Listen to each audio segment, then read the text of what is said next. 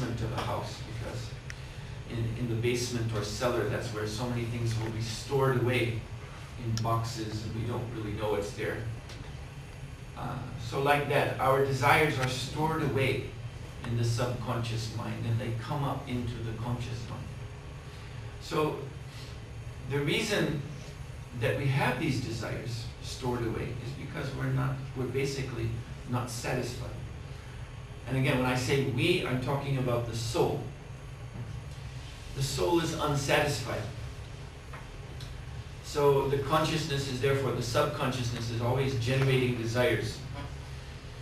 And these desires leak up into the conscious mind, and then we act on them. And acting on our desires means we create what is called karma. I think you've heard of this word. It's become quite common in the West. And people have different ideas of what karma means, so I'm just going to give you a very simple, basic definition. It's like a dictionary definition of the word. It just means activity. But it means activity in the body. And so, because it's activity in the body or in the material world, just like Newton's law, for every action there's an equal and opposite reaction. So this is very important for understanding karma. It's not just the work that we're doing or whatever we're doing at the present moment, but that what we're doing now, in part, is a reaction or a result of what we've done before, and it results in future actions, even in future bodies. So now I have to qualify what I've just said, because a lot of people in the West, they misunderstand this doctrine of karma as being some kind of, to use a philosophical term, determinism. There are people who think that karma means whatever I'm doing in the present moment, that is a result of something I did previously, and therefore I have no control over my actions. You know, a person can just say, well, whatever's happening is supposed to happen, and there's nothing I can do about it. But that's a misunderstanding of karma. Because we are spirit, we are soul, and as such we have choice. So we still can choose whether, for example, to do something good or something bad in the present moment. But the choices that are before us, the options that we have, that is the result of our karma. You see, to be born here in Tampere, in Finland, that's the result of karma. To have, you know, a particular body with a particular parents and a dress and particular possibilities in one's life, that's the result of karma. But how you choose in this menu of opportunities, that's up to you, you see. So in everyone's life, in everyone's field, what we call it in Sanskrit, kshetra, which means field of activities and field of knowledge, there's possibility to be a better person, to do good, or to do bad and become a worse person. And that's up to our individual choice. And then by this choice, we create further karma. We create a future destiny for ourselves. So, again, getting back to why this is going on. This is going on because we have desires which keep coming up from our subconscious into our conscious mind. And again, why do we have desires? Because we're not satisfied. And that means spiritually not satisfied. So this is, I think, a very key feature to the Vedic understanding of religion, the purpose of religion. Religion can be for salvation. It can be for praying to God for better things in life. These things are possible, and they're seen in many religions. But in the Vedic understanding of religion, there is one more very key point. That it is by religion, and taking that word in this very literal sense, religio from Latin. Ligio means to connect. You see, just like we have this word ligament, referring to the joints of the body, where these tissues that join, where the bones come together. That's called a ligament. And so that comes from the same root, ligio, connection. And re, of course, means again. So the word religion literally means to connect again with God. And it's interesting to note that that makes religion a synonym for the Sanskrit word yoga, because yoga also means connect. The root word is yuj in Sanskrit, and we find this root or form of this root in many languages in the world. I don't know about Finnish, because Finnish is a quite unique language, but in the languages that go under the name of Indo-European, like in English we have the word yoke. You yoke a horse to a wagon. In German, the same word is there, yoch. And there are many forms of this, and it's related to yuj or yoga. So it means to connect. So this is the real sense of yoga. Yoga doesn't mean merely sitting down in some posture, controlling the breath, but it actually means to link the consciousness to the Supreme. That's what all these different exercises are for. So when the soul comes into yoga or religion in the real sense, when the soul becomes linked, connected to the Supreme Being, the Supreme Person, then the soul is actually satisfied. Then the soul achieves its satisfaction.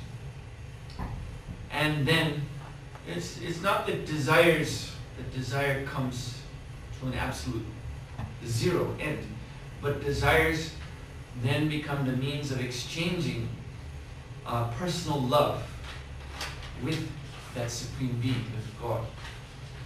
And so the soul becomes satisfied simply in the relationship with God. It no longer has a need to lean upon matter as we're all doing now. In this life, we're leaning upon matter. We think that we need to have a physical body. We think that this is necessary for life. We think that we need to be in this world of matter in order to do something, in order to be happy, in order to achieve some goals in life. But actually, from the ultimate spiritual point of view, all of that's not true. And that's why in the Vedas, the Vedic scriptures of India, you often find this word Maya. Very important word. It's in Hinduism, it's in Buddhism, it's in all the schools of Hinduism, so to speak. It's in our Vaishnava doctrine. Maya, Maya, not this. In other words, it means illusion. So, when the soul is in this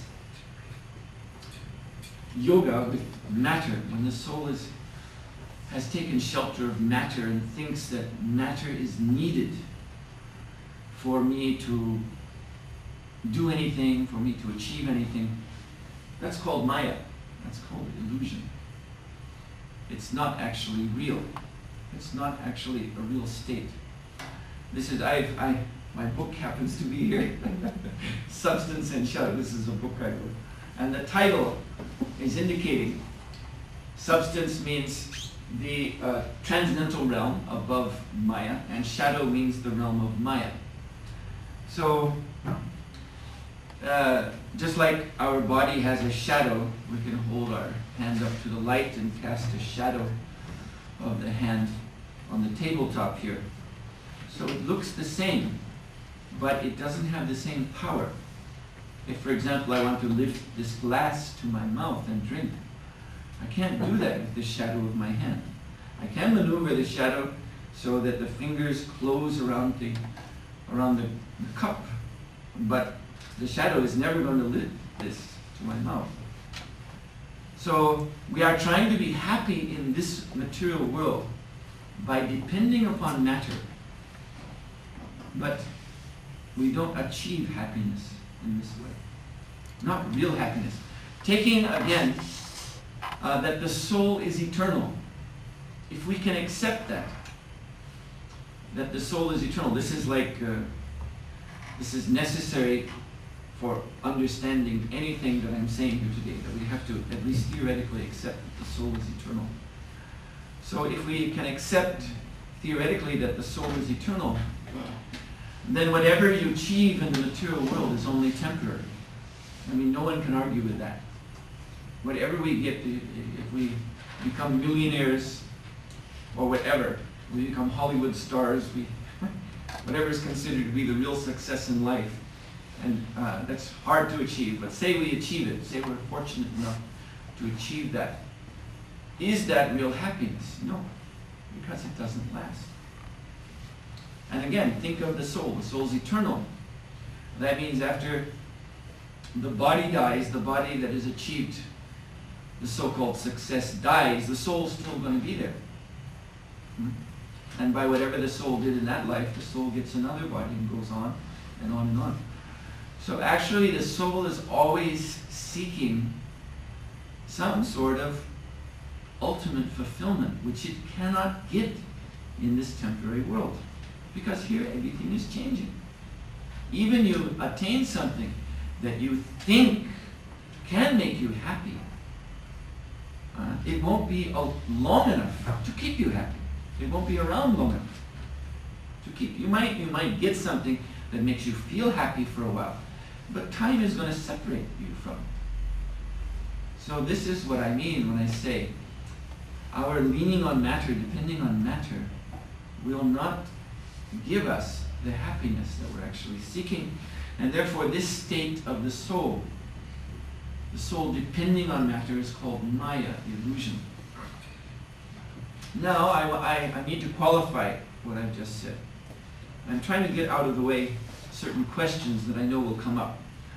So very often when people hear me say this sort of thing, the soul depending on matter will not give us happiness, then they jump to a conclusion that, oh, he's saying that matter is evil, matter is bad. That's not what I'm saying. That is not an actual logical conclusion. It just means that matter won't give us the happiness that we're looking for as spiritual beings. That's all it means. You know, it's just like, here's a cup of water. So water has its uses. But if I'm hungry, you know, if I want something to eat, then this water is not going to be very good in satisfying my hunger. If I'm thirsty, it's fine. But if I'm hungry and I drink water, that's not going to satisfy my hunger. So because water doesn't satisfy my hunger, doesn't mean that water is evil. You understand what I'm saying? You see, water is not evil because it doesn't satisfy my hunger. You see, and if I think that water will satisfy my hunger, then I'm in Maya, I'm in illusion. It's not true. You see? So this is what we mean by this word Maya, that we're just making a mistake here. It's not a condemnation of the material energy. We see the material energy as the energy of God. It's one of the category of God's energy. There are higher states of energy which are appropriate for us to be involved in. The spiritual energies. This is the material energy, which again is like a shadow of reality. But that doesn't mean we have a shadow too. Our shadow is not evil. It's just sort of less real. You see, your shadow is less real than the body that is casting the shadow. So if we think that the shadow is real, that's a big mistake. So this is the sense of what I mean by Maya, and I said earlier that we get out of this Maya by cultivating a relationship with Vishnu, or I have to explain the name Krishna, because we're known as devotees of Krishna, the Krishna conscious society. What is Krishna in relationship to Vishnu? So we can say Vishnu means Almighty God. That conception of God as being all-powerful, as being majestic. And Krishna is the intimate feature of God. And I can give the example of, let's just take the example of a powerful person in this world. Let's say a judge. So a judge has power, he wields the law, he sentences people if they've committed a crime. And so when there's a courtroom and people come in before the judge, they deal with the judge very respectfully. They should do that, because that's also one way to end up in jail, to disrespect the judge. We always see in the films, he bangs his hammer and says 30 days in jail for contempt of the court. So we have to be respectful to the judge. But the judge has another life besides that one in the courtroom, where he's sitting on a high seat with a long black robe, and everyone's referring to it as they do in England, my lord, or in the United States, your honor. The judge goes home, and there his wife greets him, and she has a pet name for him. She calls him Ducky or something. And that would never fly in the courtroom. A lawyer, Ducky, I want to make this motion. That would be considered contempt. But at home, with his wife, he's called Ducky or some other funny name. And his son or grandson climbs up on his neck and rides him around like a horse. And all kinds of,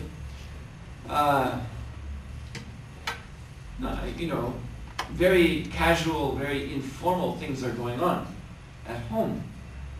And these are all expressions of love. Love between the family and close friends. So that's another side to the judge that we don't see in the courtroom. So this is very, very important to us in our philosophy. That of course the persons are the same, Vishnu and Krishna. I want to say these are not the only names of God. Actually, we say God is unlimited persons, so he has unlimited names, including the names in other scriptures. We have no problem with people addressing God as Jehovah or Allah, or any name that comes from a revealed scriptures is a genuine name of God. But these are from the Vedas, and these are the names we use. Vishnu as the Almighty God, all-powerful, the judge, that's true. And Krishna as the intimate, loving God. And so one approaches Vishnu more by what is called vidhi, rules and regulations, laws, so to speak.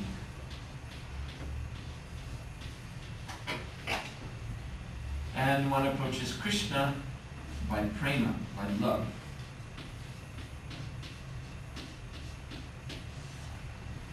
They're the same person, but they're different relationships.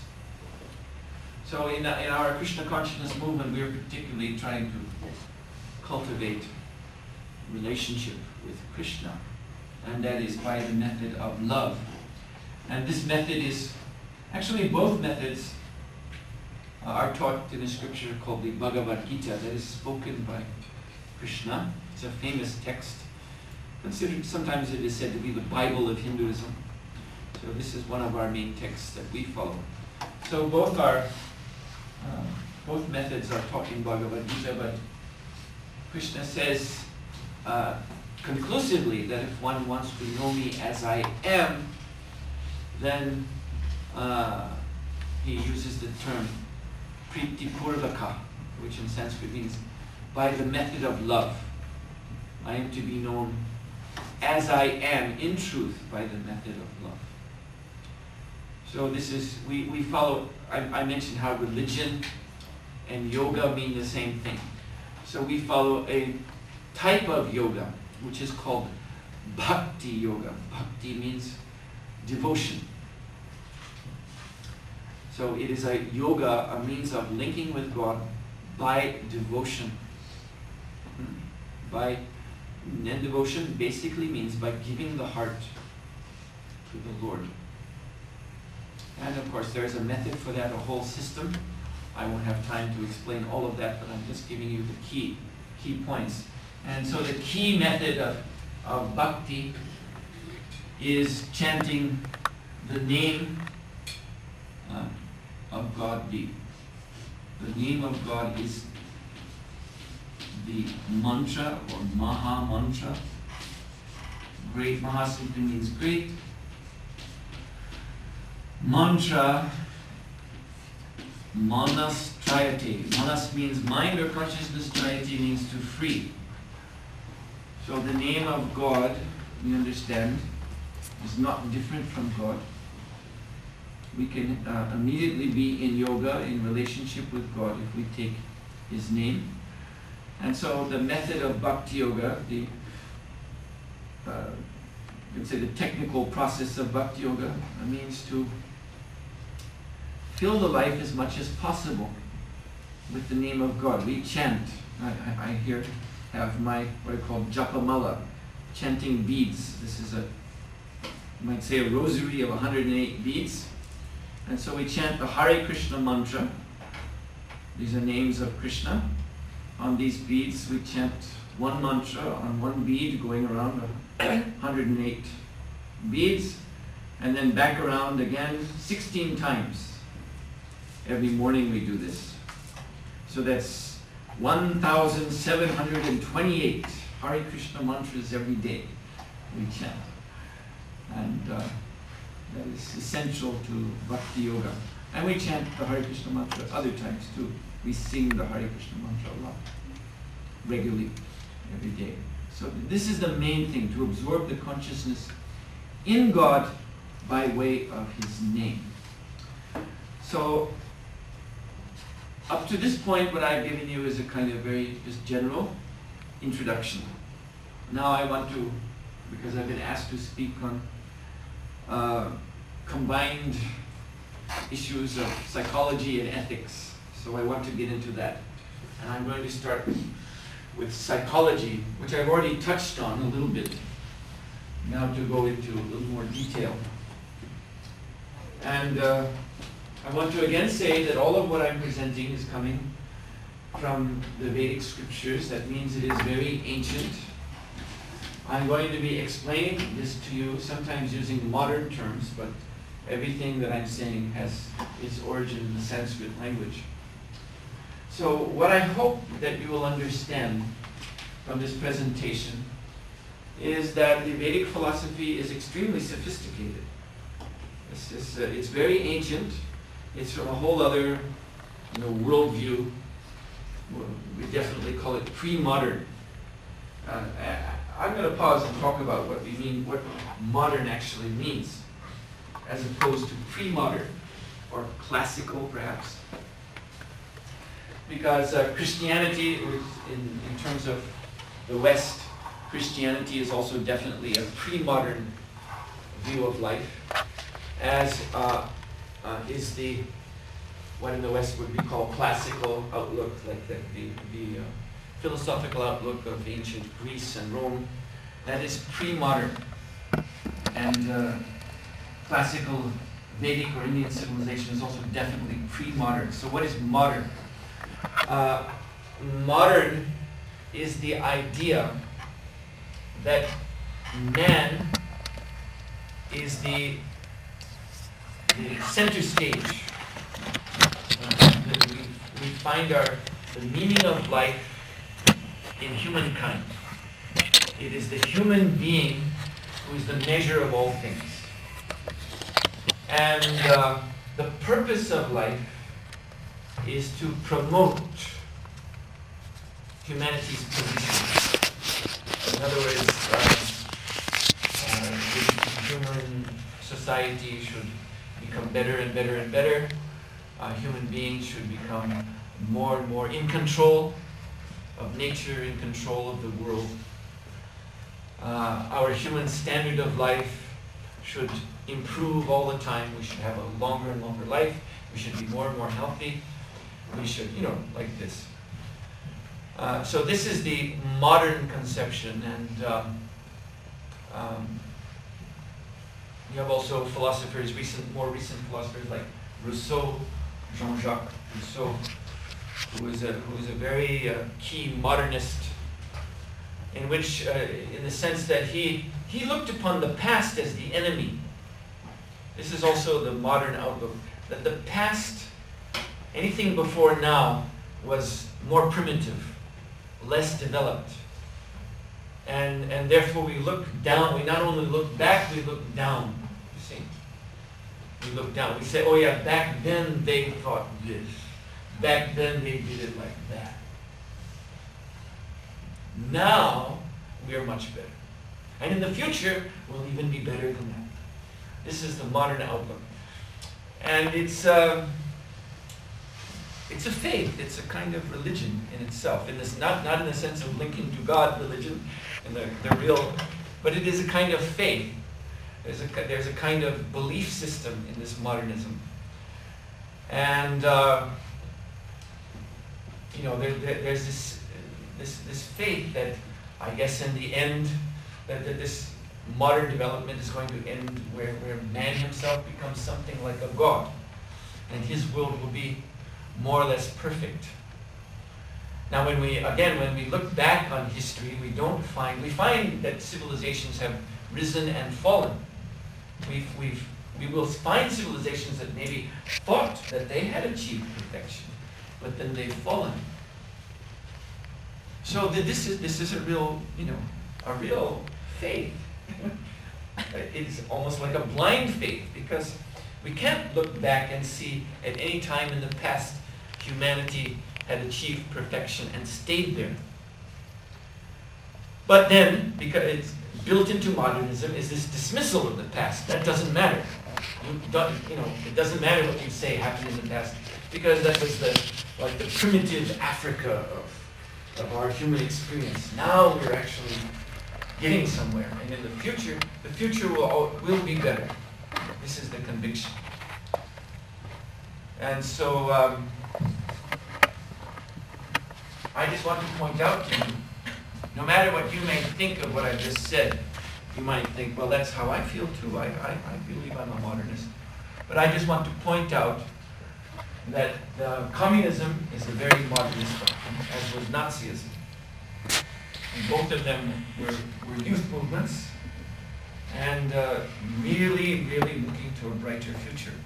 So just because we accept this idea that the future will get better and that it's the human purpose to go upward, that doesn't guarantee that we're good people. I want to point that out to you. Ethics is something else than what modernism is concerned with.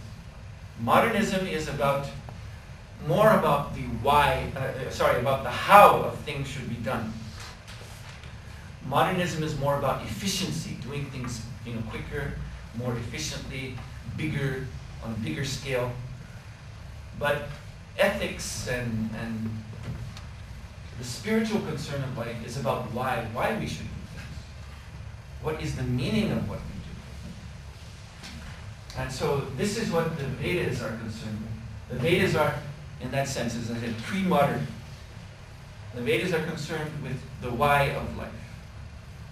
And the Vedas do not see human being as becoming a god at any time. The Vedas present us with a world in which we are always under the control of the energies of God. And we can never master these energies. But we can learn to live in harmony with them. So now I want to talk about There will be break in a few minutes. Break in a few minutes? Yeah. How many minutes? About now. About now. Okay. But if you want to say something in general before...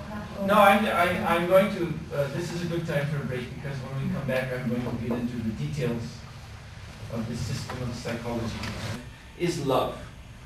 And love means, I told you about this already, prema in Sanskrit. So love. Love means, of course, love of God and love of one's fellow beings, who are the individual parts and parcels of God. We view every soul as a tiny particle of God's own divine nature, like a spark is a part of a great fire. So love has to encompass not only God himself, but also has to reach every living being. So this is a very, very important culture in Bhakti Yoga, the culture of feelings or emotions. We have over here on this corner thinking, the cognitive life. And just to go through it very quickly, thinking is made up of three functions: observation, memory, and intuition. So observation has two aspects: perception, which means through the senses, we see things and we think about what we see. So that's one type of thinking. And then there's further logic. It becomes more abstract. We're not just thinking about what we're seeing in front of us, we're thinking in a more abstract way. And this logic is also a type of observation. You see, just like, I have to go very quickly, so I just give one example. Like in physics, if anyone's taking science courses, in physics you learn about the electron. And you may know that an electron is a subatomic particle. It is considered to be behind the energy we know as electricity. But no one has ever seen an electron. You may have heard of electron microscope. That means it's a microscope that uses electrons to see other things. But you can't see the electrons through an electron microscope, because that's the means by which you're seeing those other things. So no one has ever seen an electron, but logically it's accepted that electrons exist. It's understood in another way by mathematical logic. So that is another way of seeing things. So I just wanted to mention that. So thinking, observation, perception, logic. Then another aspect of thinking is memory. And you all know, I don't need to explain that. But it's interesting also to note that in Vedic psychology, dreams are an extension of memory. Dreaming means our consciousness, which in our waking state goes out through our senses into the world. When we sleep, then the gates to our senses are closed. The consciousness doesn't go out through the gates of our senses. The consciousness goes into the memory. And the memory is also down in the subconscious. So the consciousness goes down there and takes out different memories and combines them freely. So this is why dreams can become very bizarre, because they're a combination of different experiences that are held in the memory. A simple example, you can remember gold. You know what gold looks like. You've seen a mountain, so you know what a mountain looks like. The mind in dreams combines the two, and you see in a dream a golden mountain. And you've never actually seen a golden mountain. But the mind can combine two different memories to create a third experience in a dream. And then the third thing, intuition. So intuition is very important because it is actually the beginning of our spiritual perception. What we call intuition now, sort of that feeling you get, about, like you meet someone and you have a feeling about this person. This is a good person, or this is a person I can't trust. You really don't know, you really don't have proof for that, but you just have a feeling. So this intuition is sort of like this seed or the beginning of a whole other realm of experience, which is spiritual, divine. And so this is cultured in Bhakti Yoga. We want to develop our intuition so that finally spiritual senses manifest. And by these spiritual senses, we can actually have direct experience of God. So in terms of psychology, intuition bleeds into this phenomena of dreams, which is coming out of memory. And you can have, therefore, precognitive dreams. Dreams that, for example, see the future. And this is known. This is studied in parapsychology today in the West. I have a sort of personal experience of that myself through a friend of mine who's also in the Hare Krishna movement. His parents in late 70s, his parents died in an airplane crash in Chicago. And his parents were quite well-known people. They were both writers, well-known in the United States. And they boarded an airplane, Boeing 727 with the 3 motors in the back. And the plane took off and then flipped over before it even gone away from the airport. It flipped over on its back and fell down and exploded, and everyone died. And it was widely reported. And then in the days after this tragedy, the reporters came to know that before the accident, a man had been calling the Chicago airport and saying, "I keep having a dream of an airplane taking off, flipping over on the back and falling down on the runway." And the reporters went to this man and they checked the phone records and interviewed the people he talked to in the airport, and it was actually true. And so this was, this is one of those mysteries that they talk about, But it's definitely can be verified that he was having that dream and reporting it before this accident happened. So this is called a precognitive dream, and this is how it's explained. That dreams which come out of memory, they sometimes mix with our intuition, and then we can understand things about the future or things that we normally wouldn't be able to know. And then on this corner we have willing. This means that when our mind comes to the point of willing activity, willing that I do something. And so willing means choice, obviously. We choose. And so we have basically 2 choices. We can choose to act in accordance with God's will, which are revealed, God reveals in scriptures. Or we can choose to have independence, and I put it in these strophes, meaning so-called independence, because in actual fact there is no real independence. You see, again, that's this Maya. I think I'm independent when actually I'm, for example, dependent on my every breath.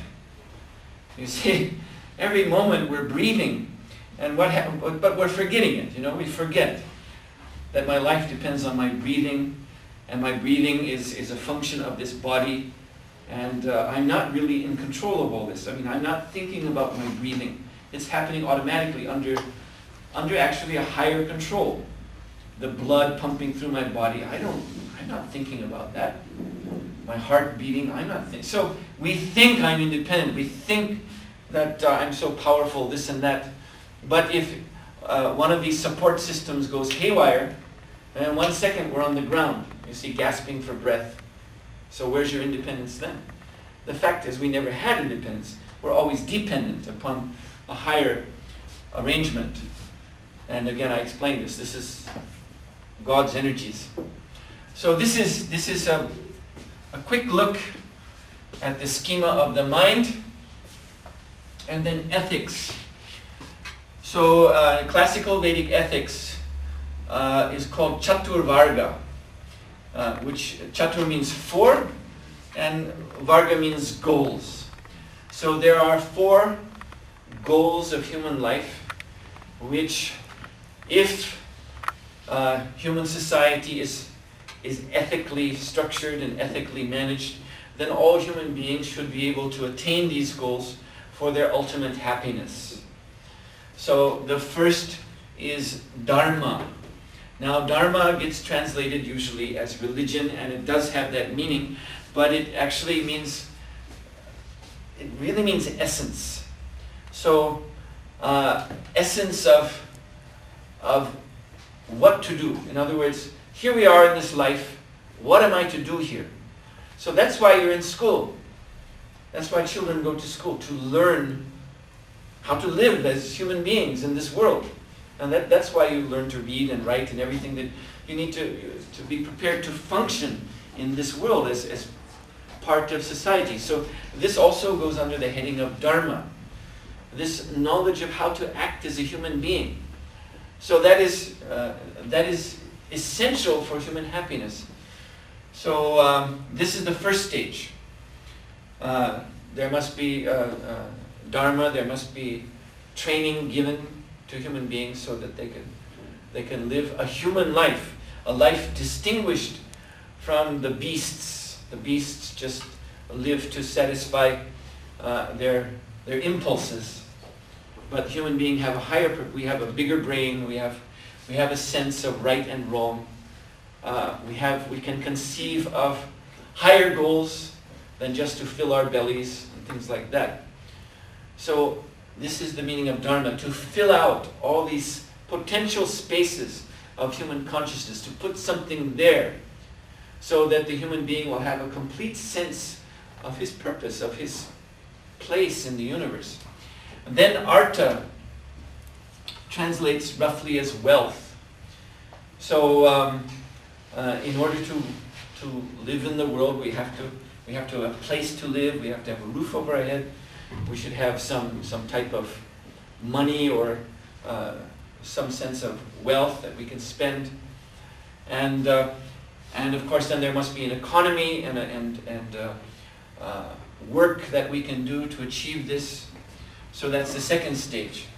And then kama, I referred to desires. So we have desires, and desires should be satisfied.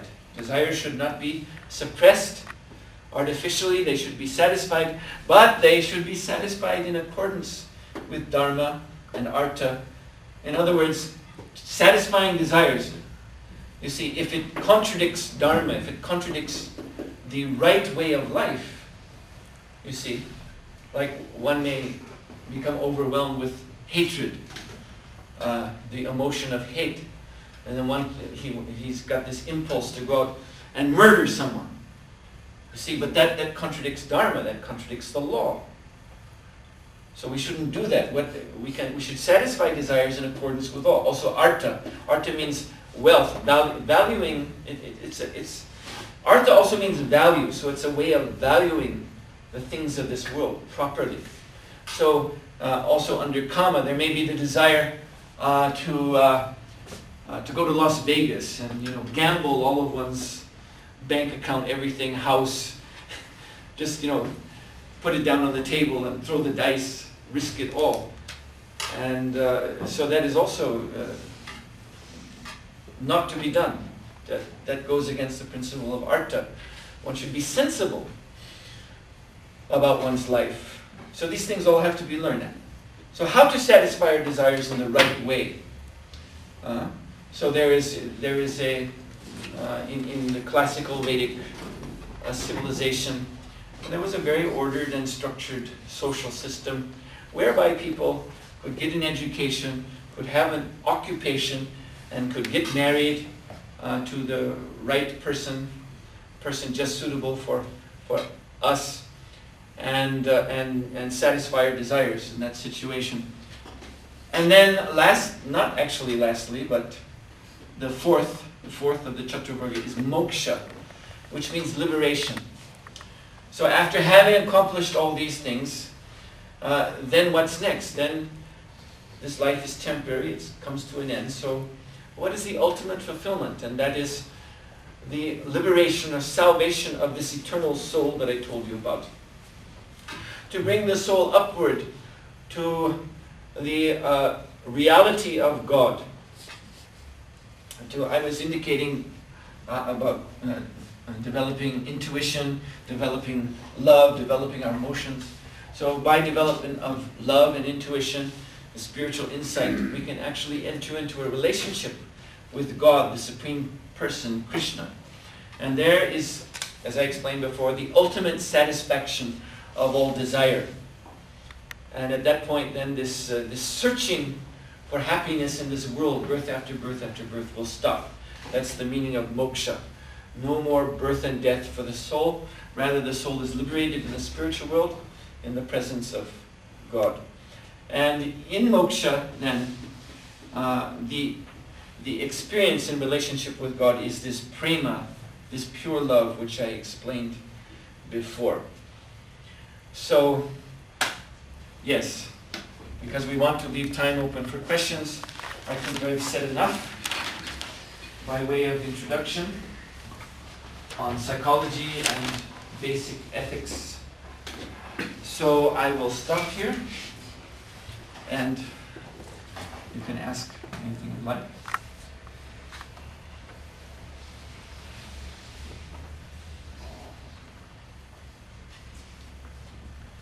Yes?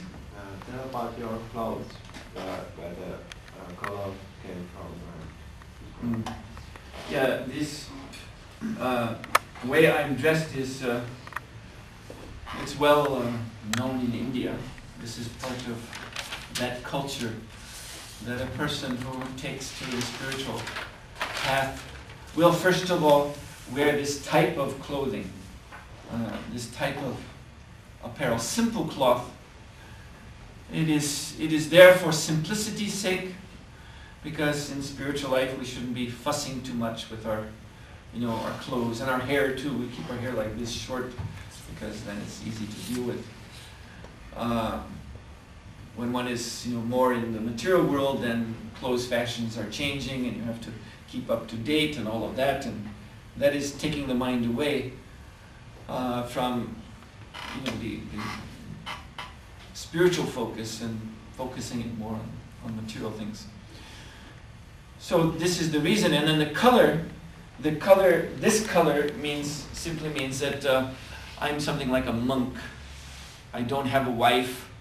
I practice strict rules of spiritual behavior. You can also see in India persons who dress the same type of the cloth, but their color will be white.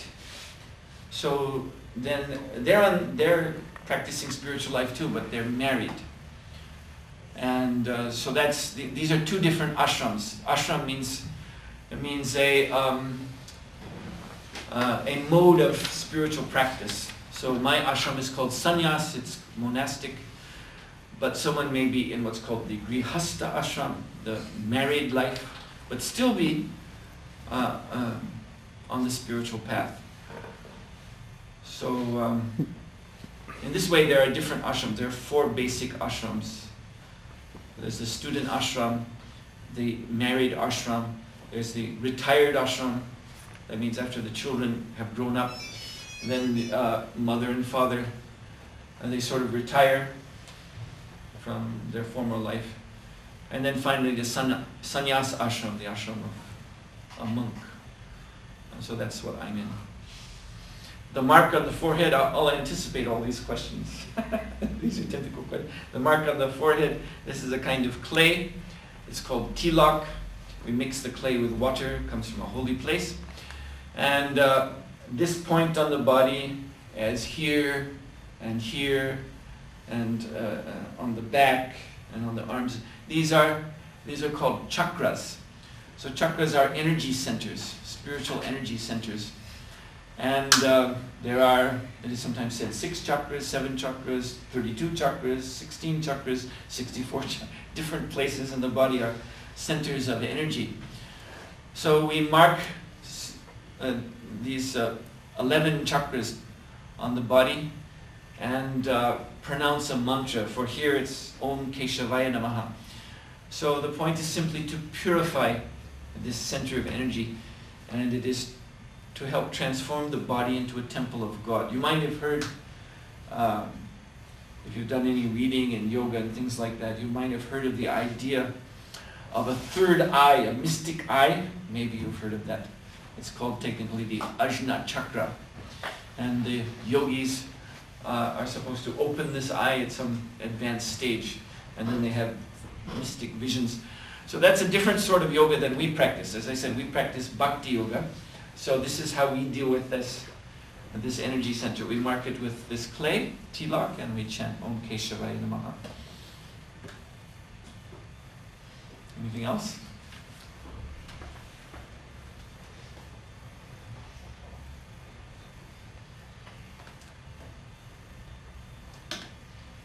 Yes? I would like to ask, how do you see, what is the relationship with this personal love? Like if you love someone who's very special for you only, like when you get married or something, and then this love for God. Mm-hmm. Is there something selfish in this personal love?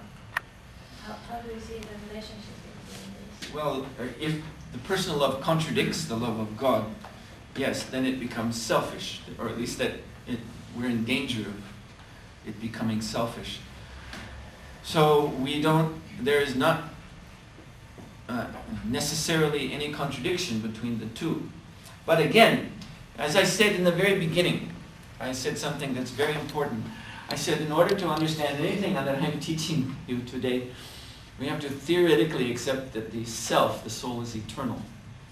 So then even between two persons, you see, like a man and a woman who fall in love and get married, in order for that love to be congruent or to fit together with love of God, then that love has to go beyond merely the bodily platform.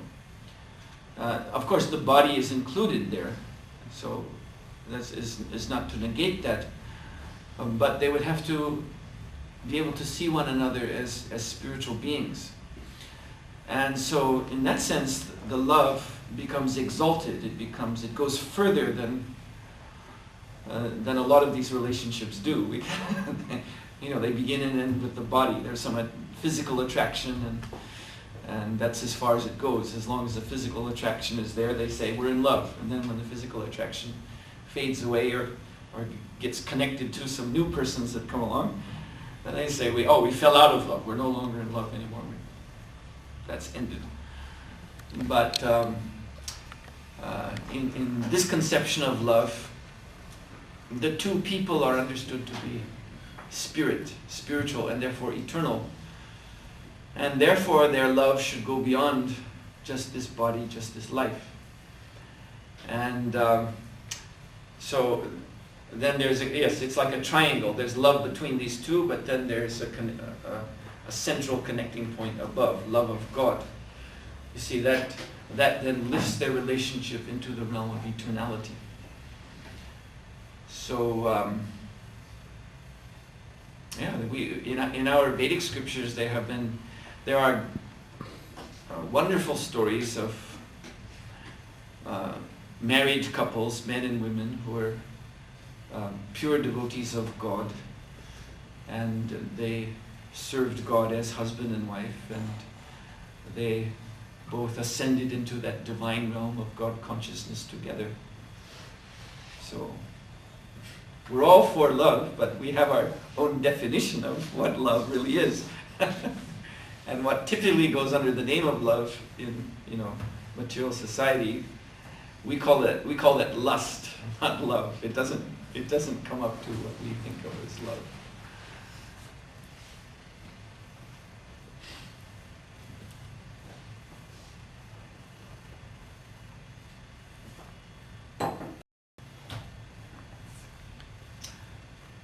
Okay? Yes? Well, what do you think that you're going to be in your next life? Are you going to be a monk as well as now? Well, actually my goal, my hope is that I'll be able to return to Krishna. And that actually means no next life as we know it here. There is a next life, but it's in a spiritual dimension. But if I do have to take birth here again, I'll leave that up to Krishna. I'll let him decide. Because when we surrender to Krishna, then we have faith that Krishna will put us in the situation that is best for our further progress.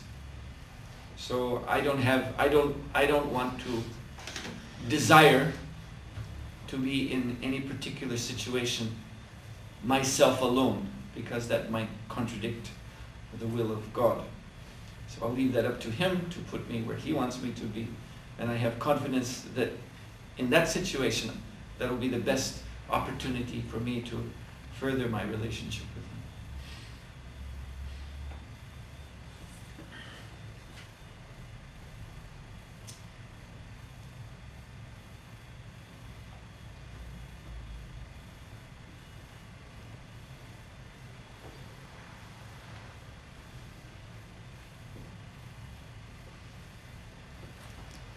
I could ask about the God.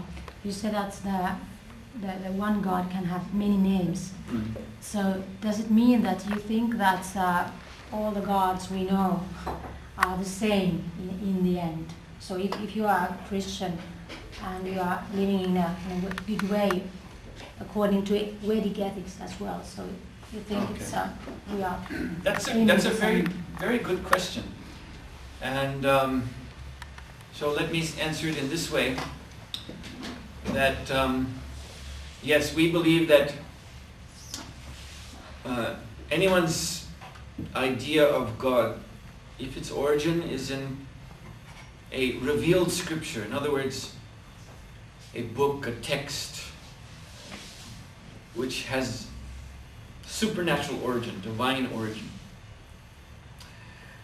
And if that conception of the deity is theistic, and by theistic, what we mean by theistic is the same as, I think, the typical Western understanding of theistic. There are two things that must, well, three things, of course. Obviously, first of all, there must be a God to begin with. But theism doesn't mean just belief in God. There are some further understandings. So, in addition to just their believing that there is a God, there's the understanding that this God is, number one, transcendental. That means his existence is beyond the laws of this world. And yet at the same time, the next thing is that this God is also immanent. Immanent means he's with us here too. So this is a complete understanding of theism that we would agree with. So, because if you have only a God who's transcendent, who's beyond everything in another dimension, but he's not here with us, then that is technically called deism, not theism. And that God, actually there have been some Christian sects, or churches, if that's we can call them that have been more deistic. In fact, the founders, I'm originally from the United States, so I know many of the founders of the United States. They were themselves deists. They had this idea that God created the world like a clockmaker creates a clock. He wound it up and he put it there, and now it's ticking away and he has nothing more to do with it. And so we have to live within the laws of this world, and there's no point in praying to God because he doesn't hear our prayers. He's transcendental. So this is actually not theism, this is deism. So, and then if we have only a God who's here, but not transcendental, then that's called pantheism. So, if someone has a conception of God which comes from a revealed scripture and it's a theistic conception, God is both transcendental and with us here, then we would accept that this is God, and that the name that is revealed in that scripture is a genuine name of God. In other words, using that name, chanting that name, will get you into the presence of God.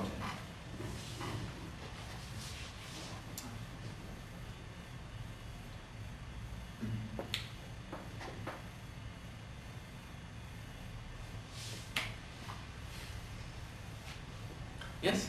Is there some ceremonies on becoming member to your movement? Yes. Well, for those of us who are, you could say, full-time members, like myself and him, we live within the temple, within the place of worship, then our life is quite ceremonial. It doesn't mean ceremonial in an empty sense, but we were discussing during the break how in our point of view, practice of service to God is very, very important. And this is a very, very important way of cultivating love of God. And she was mentioning how in the Lutheran understanding often there's a sort of dismissal of practice, that's just empty, you're forced to do something that you don't necessarily want to do. And so how can that lead to love? Love is simply a wonderful gift that's given by God. If you get it, that's great. If you don't get it, well, you don't have it, sort of thing. But we don't agree with that. I'll give you a very logical example, and you'll have a hard time arguing against it. The example is of learning to play a musical instrument. You see, I remember from my life as a boy, I have a sister who's 3 years younger than me. And so when she was about 9 years old, she started to take violin lessons. And her room in our house was next to mine, so I used to have to sit and listen to her try to play violin. 9-year-old girl, and she was sawing away at the strings. And in the beginning, it really sounded bad. And sometimes I would pound on the wall, "Hey, stop that, it's enough." But she was very determined, and she just kept, sawing away. And by that practice, gradually she started to, play nicer, and it became melodic. And when music starts to come out of it, then the one playing gets inspired. You get into the music and you play even with more energy. And also the ones around, they like to hear it, and so they join in, and there's appreciation, and it makes the whole thing much better. So we view the cultivation of love of God to be like that. And you have to practice, and in the beginning it's hard, and it's not so nice, but you should practice, and gradually it will become nice, and the nectar, the sweetness will start to flow, and then it becomes so much easier once that happens. So yes, our life is quite full of ceremonies of that nature, spiritual practices for the cultivation of love of God. That's a very essential aspect of Bhakti Yoga.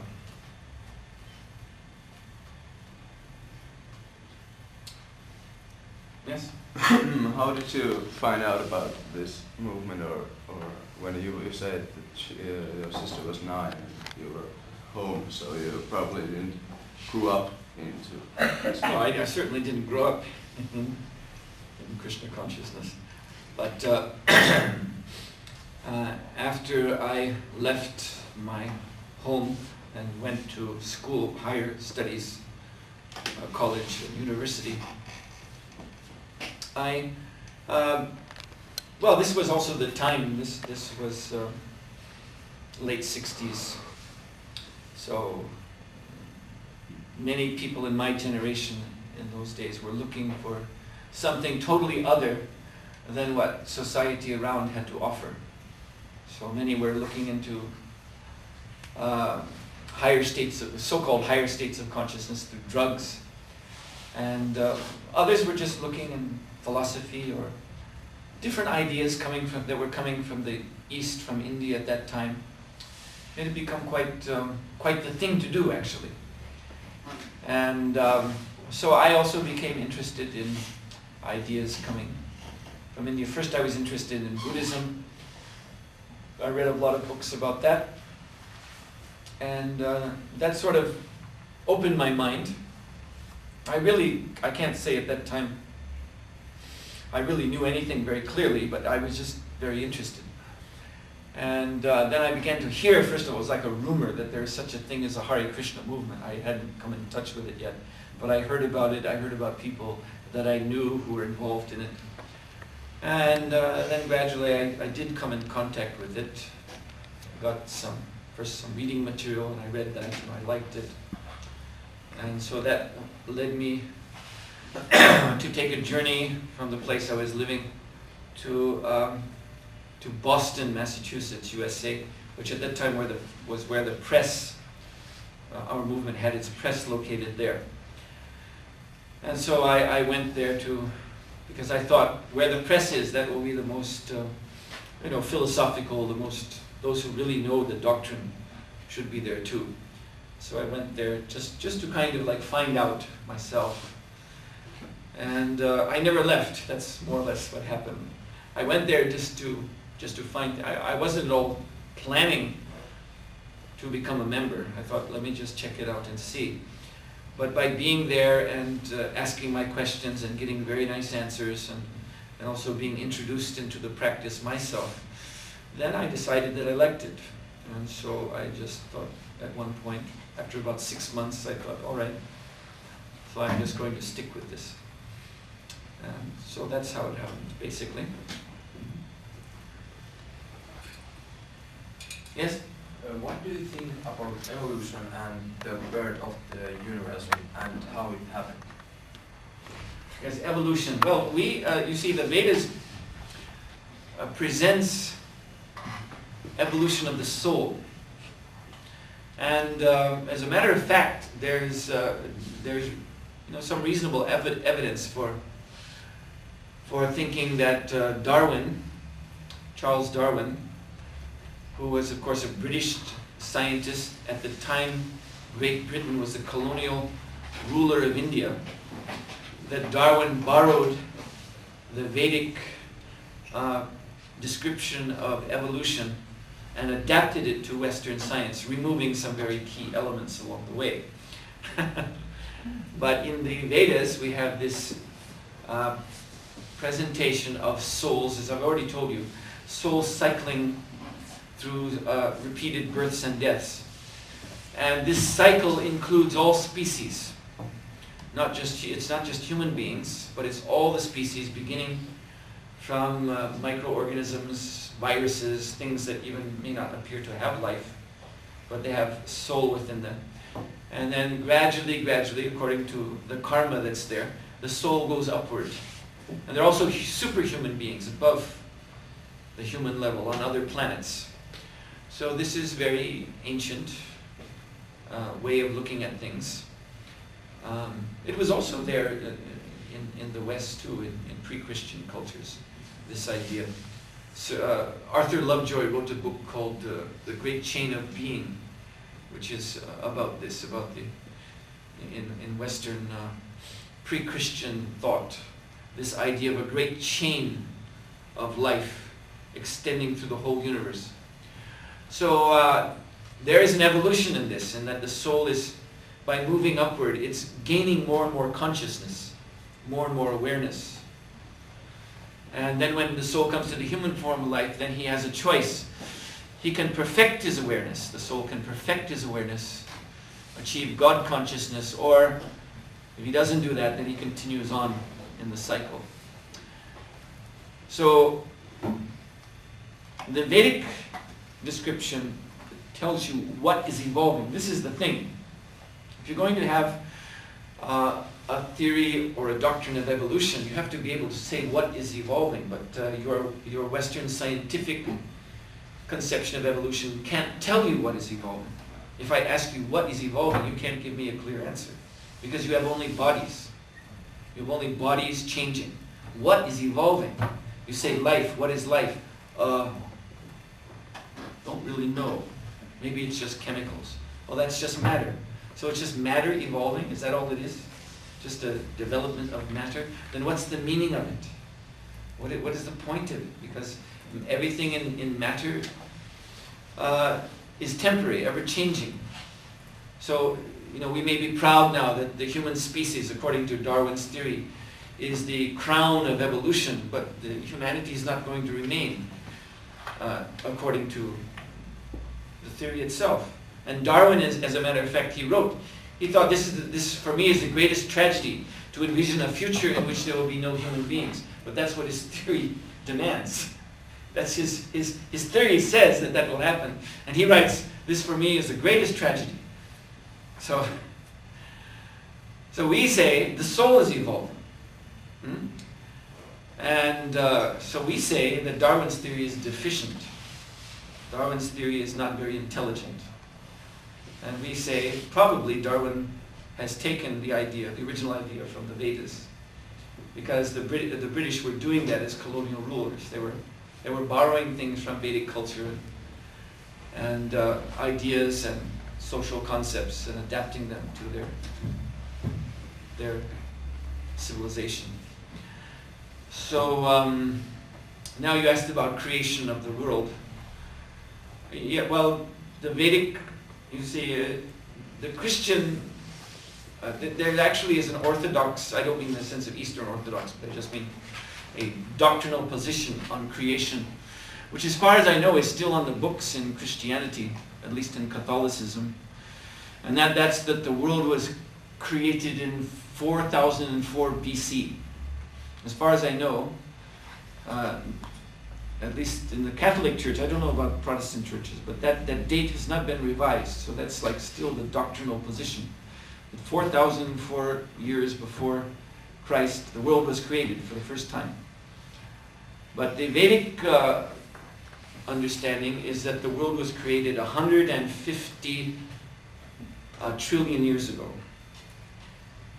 And will exist, the universe will continue to exist for about that same period of time. We're about halfway through the existence of the universe. And the creation, and it's very elaborate. I don't know if it's any point in me going into it, but it's a very elaborate description of God's manifestation of His energies over very, very long periods of time in which the universe is formed. So the Vedas really give us something to think about. I'll say that. The Vedas have a time scale which goes far beyond even Western scientific time, because Western science says the universe was created about 20 billion years ago, and we say 150 trillion years ago.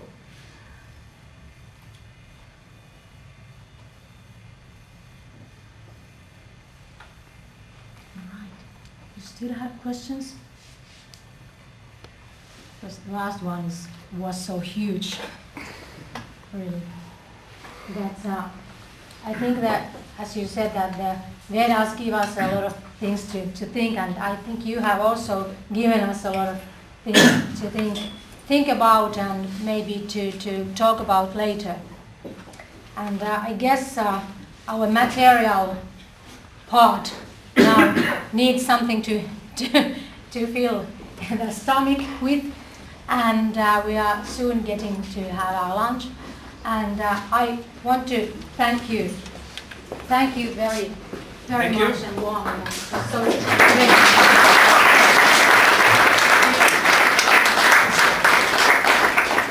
And thank you, Timo, as well. Yeah. If you still somebody wants to ask him about some things private and so